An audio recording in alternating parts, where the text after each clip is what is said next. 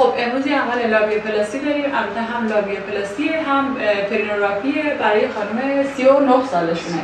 3 تا زایمان طبیعی داشتن، یه مقدار بافت دست رفته و فرم لابیاشون قراره که اصلاح بشه.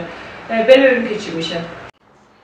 خب این عملمون الان به نصفش رسیدیم. یه سمتش عمل شده، همونجوری که می‌بینید لابی‌های یه سمتشه که خیلی پرچین و بزرگ بود، پینش هم براش لیوت دادیم کشیدیم بالا. الان می‌خوایم بریم سمت دومش. از خودشون هم بپرسیم چقدر درد داشت. خیلی استرس داشته، خیلی زیاد، ولی خب دردش چقدر بود؟ به نسبت اون همه استرسی کشیدی اصلا درد داشت. خب عمل امروزمون هم تموم شد. لابیوپلاستی و پرینوراپی ایشون رو انجام دادیم. یه زایده کشی که نسبت پایین منقارش داشتن که اونم جراحی کردیم براشون برداشت شد. این هم که ببینید لابی‌هاش دو طرف کلا برداشته شد. بیکینیشون خیلی خوشگل و ظریف و دخترانه شده. نظر خودشون هم بپرسید. اون همه استرس داشت که الان خوبه؟ دیدی بیکینی تو؟ بله. راضی بودی؟ قشنگ شده؟ نه عالیه. خدا رو شکر.